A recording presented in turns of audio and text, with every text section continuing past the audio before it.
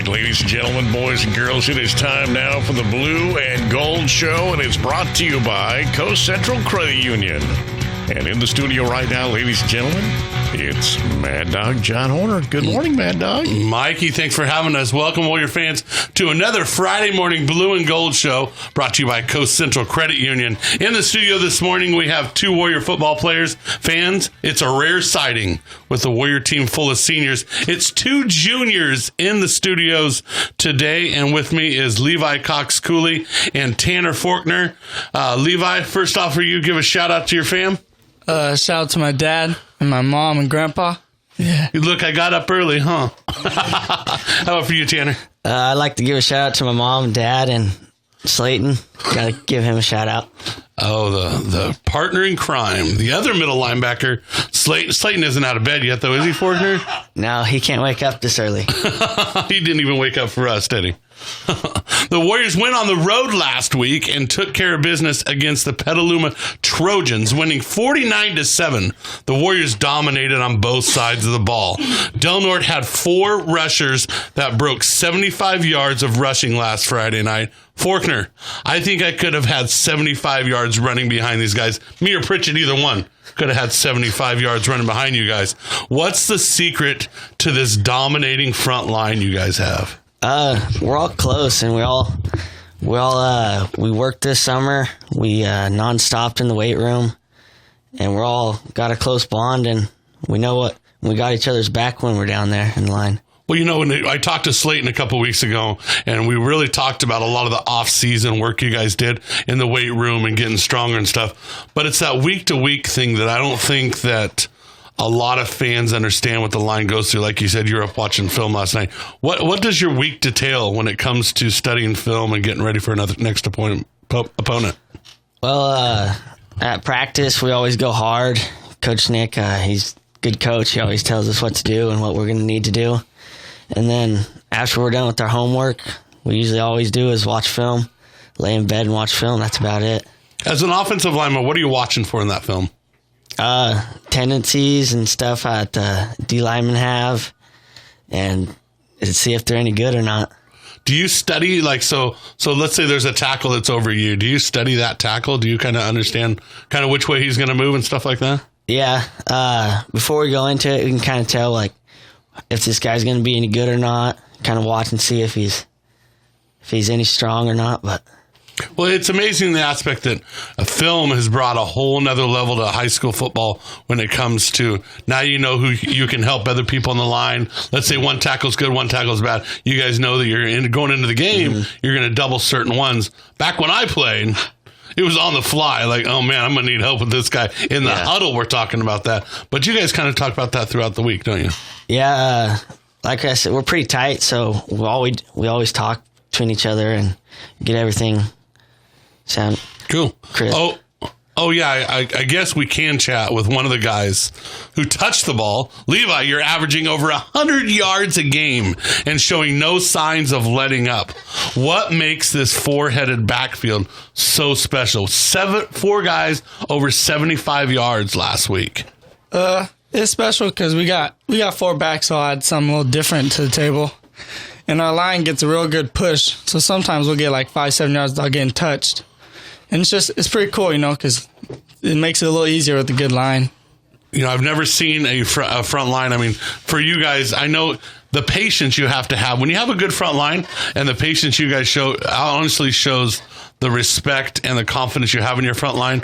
How does it feel to be within 5 yard, you know, on the 5 yard line and know that you might not get touched going in the end zone? It's pretty, you're real confident. We're real confident we'll get in when we're close in the end zone. How hard was it for you guys to grab onto the new offense this year and all the different directions you guys go? It wasn't too bad. Coaches, they put it together really, really well. Told us what to do and how to do it, and they made it pretty simple for us. Awesome. You know, you guys are doing a fantastic job. And on the defensive side, Levi, I got to give you a shout out on the outside. You and Blackburn doing a great job making Slayton and Forkner's job a lot easier on the inside in the aspect of they got free reins a little bit because you guys do a great job at containing. Yeah. Coach Foz and White, they help us a lot, tell us what to do and what we're looking for and how to react to it in time. And yeah.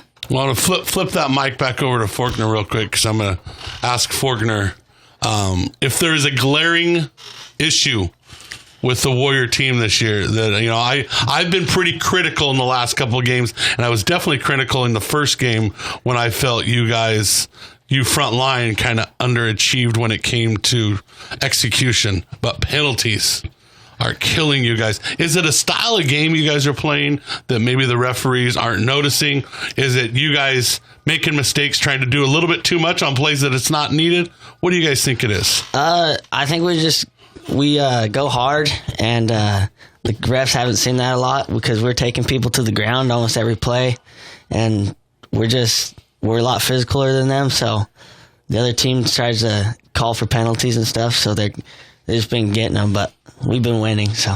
Absolutely. You guys been winning. You guys been manhandling teams, and that's impressive. I'm going to give you a slide on the penalties for a little while, but I'm going to be watching for those dumb ones, though, so you guys got to be careful.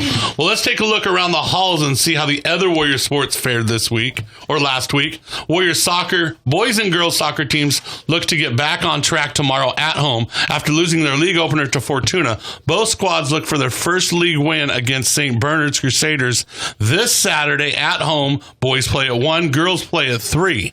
And in Warrior volleyball, the team had a rough week on the court this week following a home loss Tuesday in straight sets against the Brookings Bruins. Last night, the Warriors headed to McKinleyville for their league opener and fell to the Panthers 3-1. The Panthers improved to 11-4 on their young season. The Warriors were in each set, but the young squad were unable to execute in crucial times.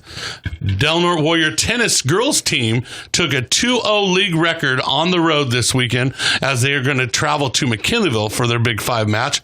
The girls look to stay on top of the Big 5. The match starts at 10 a.m. in McKinleyville. In cross-country action yesterday, they opened their season in Fortuna. The Warrior Runners placed 4th in the league opener. And we'll be back in just a short break to discuss tonight's matchup with the Mazama Vikings. Hi, Crescent City. I'm Robert Machado, manager of Coast Central Credit Union. Do you want free checking? We've got it with e-statements. Coast Central makes it easy and pays higher interest rates too. Plus, we have online banking and mobile banking, competitive loans, retirement planning, and much more. Experience the credit union difference. Personalized service that can't be beat. Come find out why we've been voted best financial institution for so many years. We're located at 660 L Street or visit us at coastccu.org. Member NCUA, Equal Housing Lender. Hey guys, this is Blake Shelton. And Kelly Clarkson. Reminding you that The Voice is back with the super amazing, incredible Gwen Stefani. Oh my God, I'm so stoked. Are you finished? Sorry. Thank you. As I was saying... Kelly and Gwen shaking things up on The Voice. It's going to be so much fun. Okay, I give up. You just do it. Don't miss the premiere of The Voice on NBC. Oh, this is going to be a long season. Yes, it is. The Voice returns with Gwen Stefani. The blind auditions begin this Monday on NBC. Get to Kohl's and buy more, save more. Take an extra 20% off when you spend $100 or more. Or take 15% off. Plus, take an extra $10 off your $50 men's or women's style event purchase. Plus, get Kohl's Cash this weekend at Kohl's. Select styles. Offers valid through September 22nd. 15 and 20% offers with promo code HOTBUYS. 10 off 50 women's offer with promo code FALLSTYLE10. Men's with promo code MENSSTYLE10. Some exclusions apply. See store or Kohl's.com for details.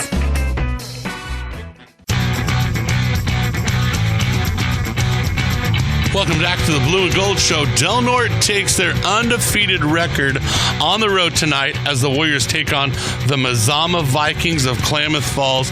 JV game 4 p.m. Varsity 7 o'clock, while the pregame show with John Pritchett at about 6:30. And once again in the studios with me today is Levi Cox-Cooley and Tanner Faulkner. Tanner, I've been talking you up quite a bit in the first 4 games.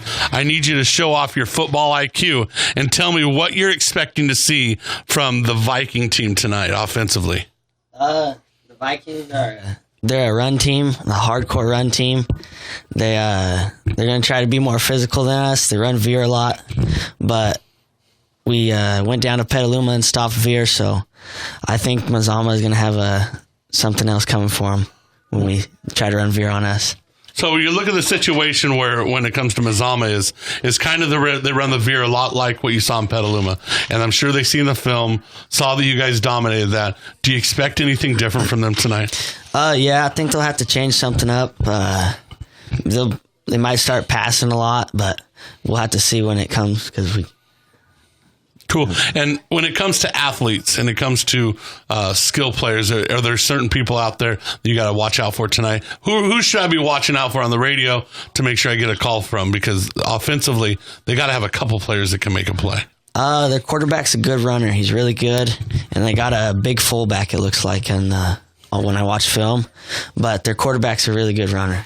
So if we look back to your guys as maybe a kryptonite in your first 4 games, leading rusher out of all 4 games was the Moreau Catholic running quarterback that had some success in the second half against you running the ball. It's when we hit league time, we're going to have that situation with Omi also. So how important it is for you guys to make sure you keep track of those quarterbacks? It's very important. They're wiry sometimes, but I think we'll be good. Good. Well, you and Slayton do a great job at communicating and making sure you take care of it. And, always the outside linebackers to contain the edges is going to be huge. Levi, we talk a lot about the defense and how well they're doing. You've watched some film on this defense that Mazama has. And what has your backfield got to do tonight to be successful like you were last week when it comes to your offensive side? We just gotta trust in our blockers, hit the hole right, and listen to the coaches, because it's gonna be different. They're gonna have a different front than we haven't ran against them yet. So, but we'll be good, I think. So when it comes to your running backs and kind of your assignments, how much of your guys' reads is pre-snap when it comes to your running back obligations? It's a little bit, not much really. We just kind of follow our blockers and then read the blocks and go the right way off the blocks. Tanner, taking a look at the Big Five, you got St. Bernard's at 3-0. You have Fortuna and Eureka both at 1-2, 1-3. How big is the Big Five games going to be down the road? And do you expect it to be as lopsided as the records show? It'll be a good league. Eureka's good, and St. Bernard's can always fling the ball. So, and Fortuna, they're always good. No matter what their team or size is. So, we'll see. Not looking past Mazama, but definitely a situation where Fortuna gets 2 weeks to prepare for you next week. How much are you guys looking forward to taking on Fortuna next week? It'll be a big game, because last year they came down here and they whooped us twice last year. So it'll be revenge for us. Well, 1 week from tonight, we'll be back at home, and it'll be homecoming night for Fortuna. That'll be a great game. But before that happens tonight, we got Mazama. We're heading to Klamath Falls. Team's leaving about 11 o'clock today and making the trip over. Last year, you guys beat them 35-7, gave them one of their only losses of the season. You're going in front of a hostile crowd. You've been up there before, haven't you, Tanner? Yeah, I went up there. Cox School, you've been up there also. It's kind of a small town feel up there, a lot like Delaware. Wouldn't you say that to the crowd? Yeah, they got a lot of fans just like us. So in a lot of ways like that, teams can get pumped up and ready to go. How do you guys match that intensity, Faulkner, off the get-go? We just got to come out and be more physical, more physical than them. So, well, good luck tonight, guys, and we'll be rooting for you. I'll be up there on the radio. We'll be bringing it back home to all your fans. And 4-hour trip, so if you can't make the trip, get on the radio. Make sure you listen, and we'll give these kids a shout out as much as we can. And good luck to you guys. JV games 4 o'clock. Varsity 7. We go on the air at 6:30 for the pregame show. Good luck, guys, and Warrior fans. Great job. Thank you very much, Mikey. Toby Keith. Miranda Lambert. Brad Paisley. Hey, y'all, it's Thomas Shred. Hi, folks. This is Keith Urban. Hey, it's Luke Bryan. KPOD FM Crescent City, your St. Jude radio station.